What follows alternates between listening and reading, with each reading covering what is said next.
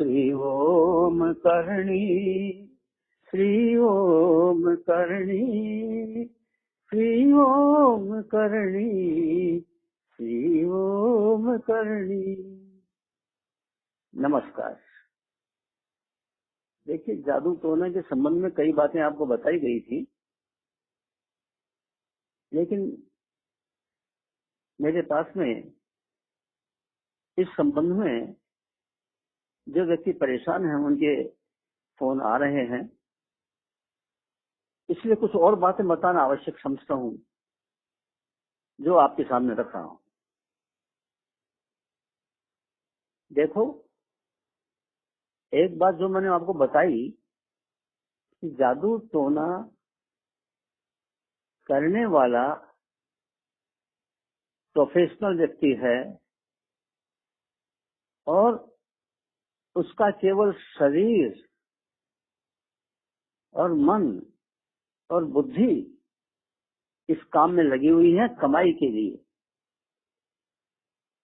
उसकी अंतरात्मा इसके साथ में नहीं है, इसलिए उस जादू टोने में कोई ताकत नहीं होती। यदि आपको उसमें ताकत लगती है तो उसका कारण आपका भय है, आप डर गए हैं इस कारण से, तो डर को तो निकाल ही दीजिए। जादू टोने से डरना नहीं है। फिर दूसरी बात ये भी मैंने आपको बताई कि जो व्यक्ति जादू टोना करता है और जो कराता है, उन दोनों के पुण्य क्षीण होते हैं और आपके खाते में आ जाते हैं। यानी वह आदमी दोनों मिलकर के आपके कमाऊ पूत हैं, कमाई दे रहे हैं आपको, और आपके जन्म जन्मांतर के दुष्कर्मों को अपने सिर पर ओढ़ रहे हैं। इसलिए कभी उनके बारे में बुरा मत सोचिए।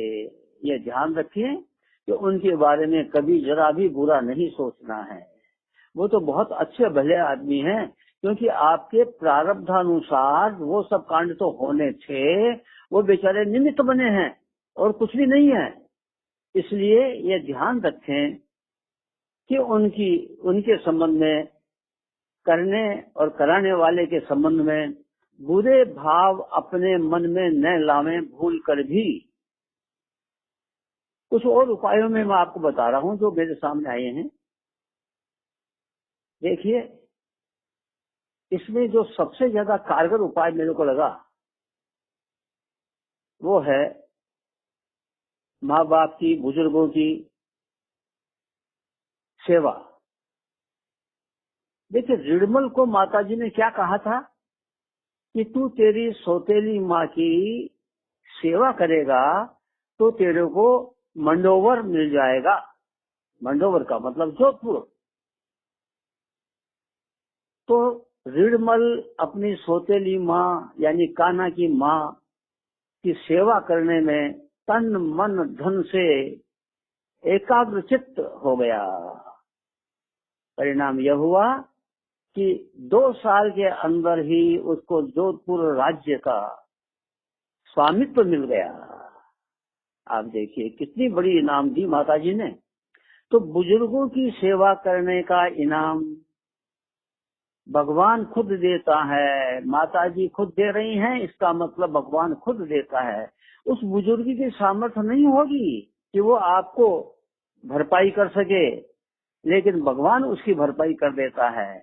इसलिए अपने अड़ोस पड़ोस, परिवार, रिश्ते नाते कहीं भी तलाश कर लीजिए एक बुजुर्ग को, एक से ज्यादा मिल जाए तो ज्यादा को, और अपने तन मन धन से अपनी सामर्थ्य के अनुसार और अंतरात्मा के साथ में उसकी सेवा में लग जाइए और जल्दी ही परिणाम आपको इसके प्राप्त हो जाएंगे।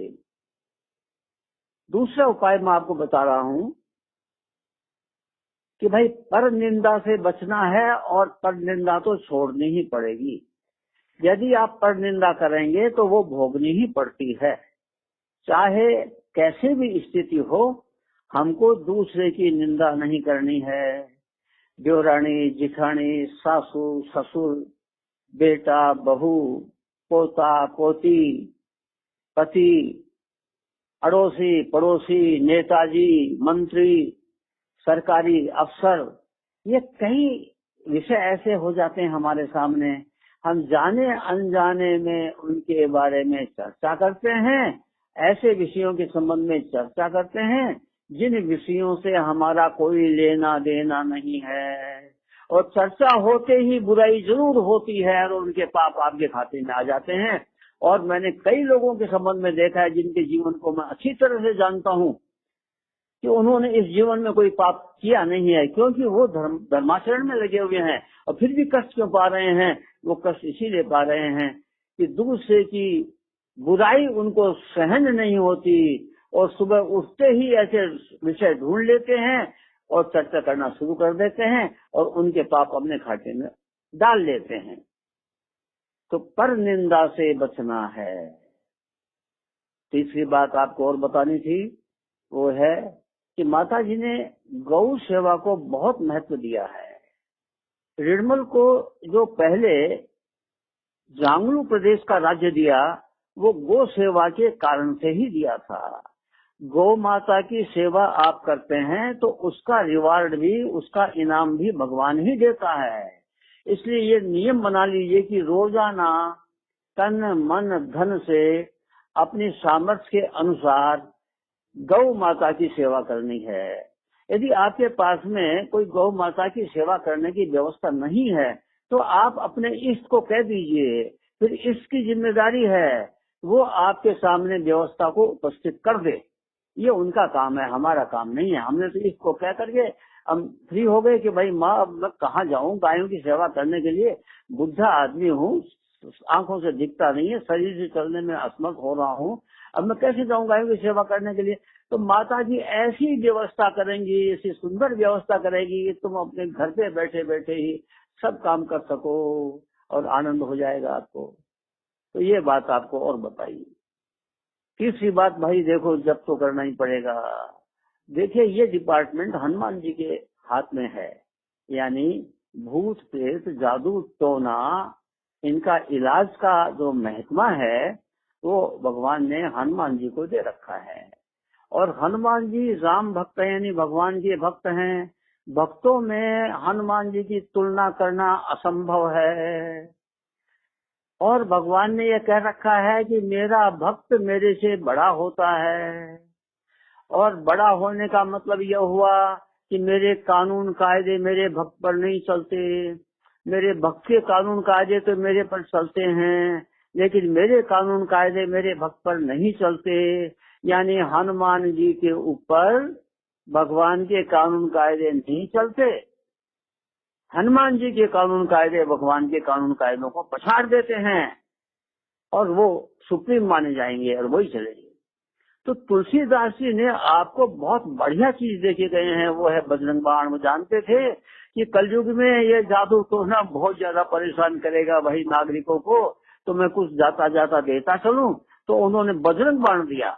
बजरंग बाण यानी राम बाण नहीं दिया उन्होंने, वो राम बाण तो उनके पास था ही, खूब था, वो दे सकते थे राम बाण भी, लेकिन नहीं, उन्होंने देखा कि राम बाण से काम नहीं चलेगा, अब यहाँ तो बजरंग बाण यानी राम के भक्त का बाण ही काम आएगा। तो बजरंग बाण आपको दिया है।